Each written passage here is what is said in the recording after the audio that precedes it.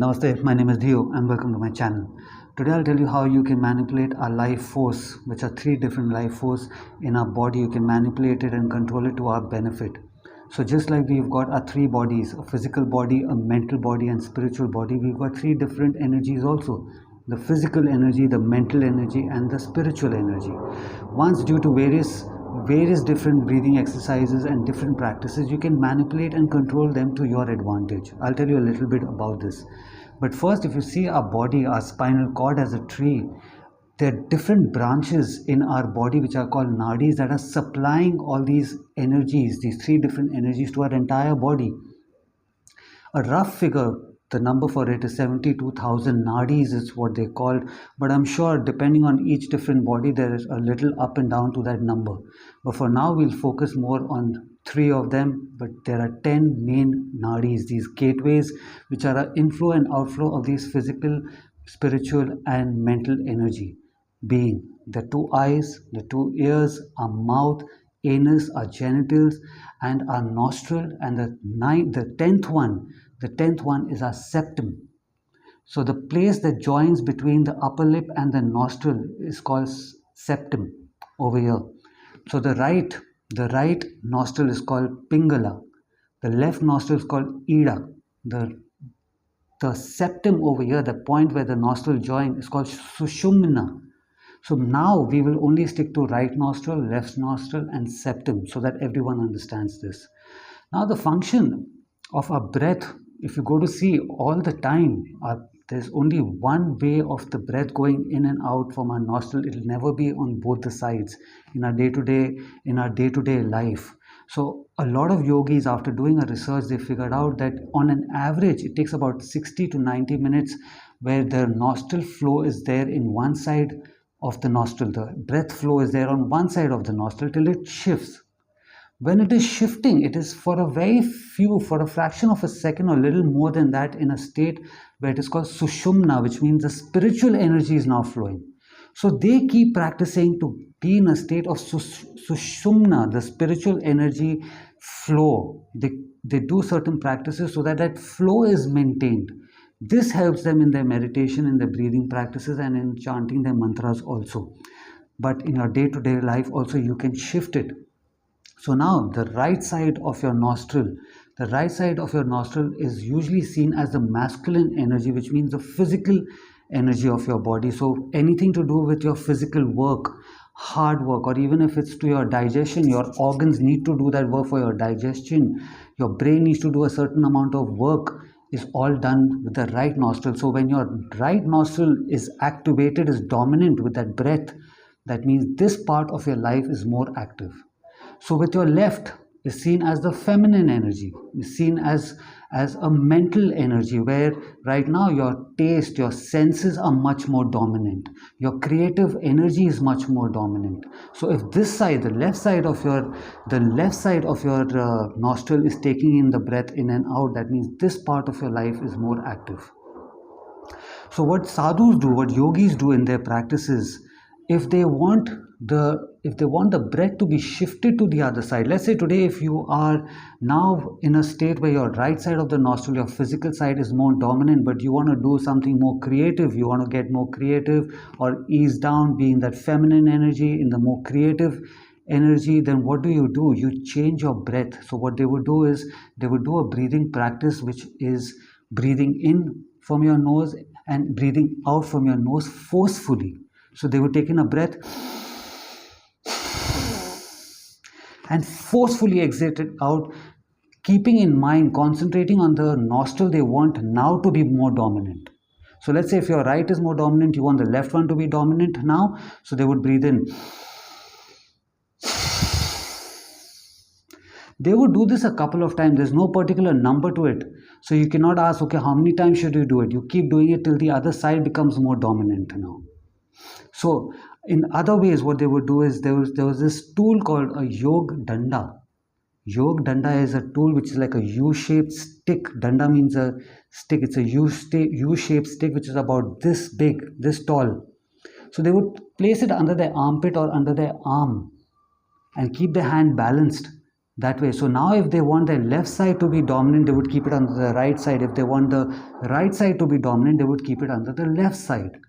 They would keep it there for some time and they would start their breathing practices, and this is also a tool that would help them to get that balance. They would never want to be in the state where, okay, throughout the time the two breath is now in that spiritual energy form, which is only used for meditation and breathing practices, because they say in your day-to-day life you need to be in these also, because you're living in a physical world. You need to be in that right side, the dominant side, the physical side, and the mental side, the creative side of your energy. So they were never practicing to be always in that spiritual form of energy, which is the equal breath that is going, but only during their breathing practices, their meditation, their yoga, they would do this practice.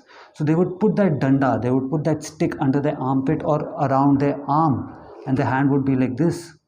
So in earlier times when really earlier times when somebody would be naughty, the student would be naughty, the guru would always say, isko ek danda lagao, which means put a stick on him, which over a period of time, danda lagao now means to whack this person with a stick because he's being naughty. No, they would say that he's disbalanced right now, so put a stick under him, under his armpit.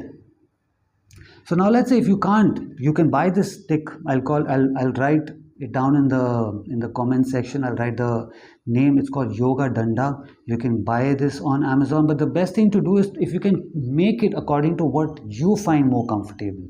Not what somebody else is making according to their size or what is written in the scriptures. You see what suits you. So now if you see so many people who are driving their cars like this. When you're sitting on a table, you sit like this. Armchairs, our chairs have side arms. Why did they have that?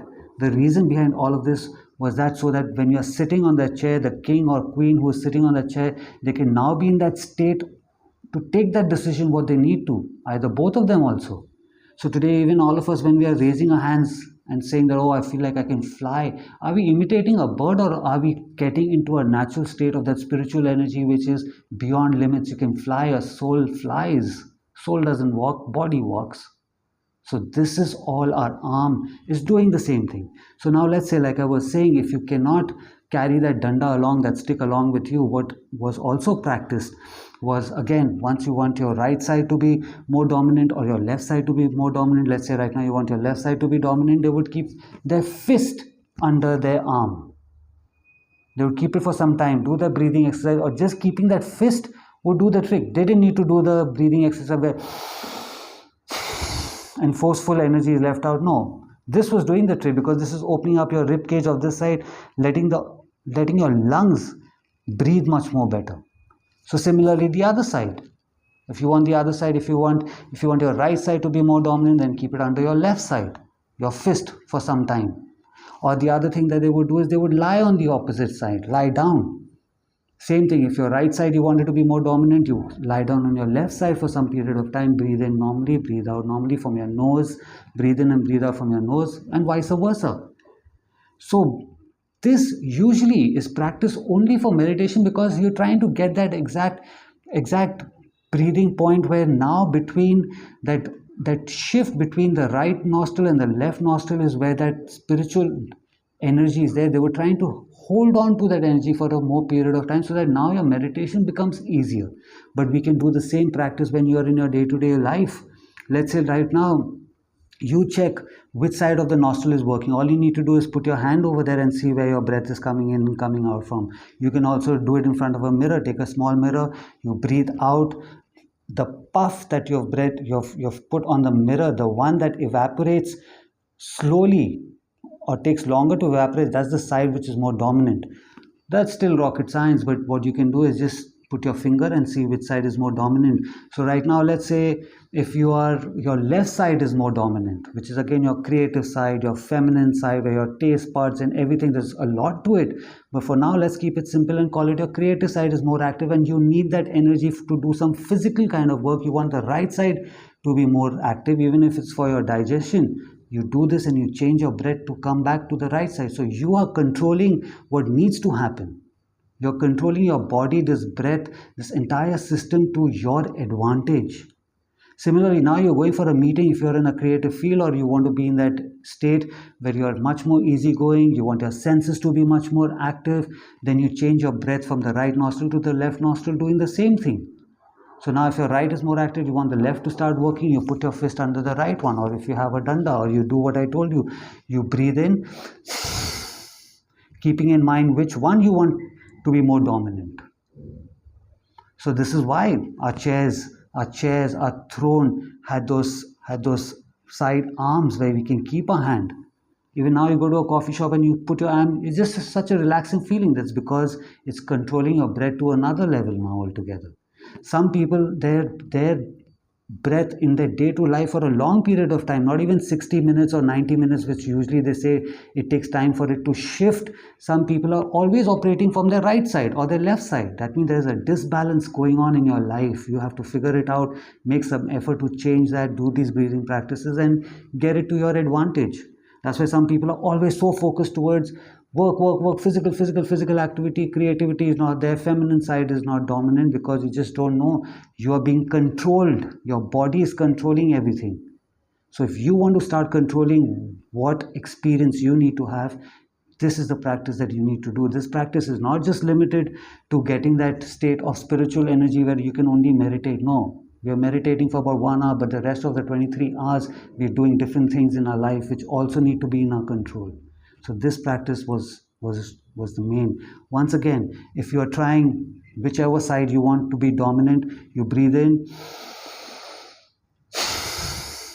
exhale with force from your nose, keeping in mind which nostril you want it to be open. Or you can lie down. Again, if you want the right side to be dominant, you lie down on your left side. You can buy the yoga danda, yoga stick is what it's called. You see whether it suits you here or you want to keep it wherever you want to keep it, and you see what suits you. You can keep your fist also. So you'll see a lot of sadhus who keep it over here and they're meditating, they're saying their chants with the beads. So a lot of people think that it's a comfortable position. Yes, it's a comfortable position. They're breathing perfectly fine right now.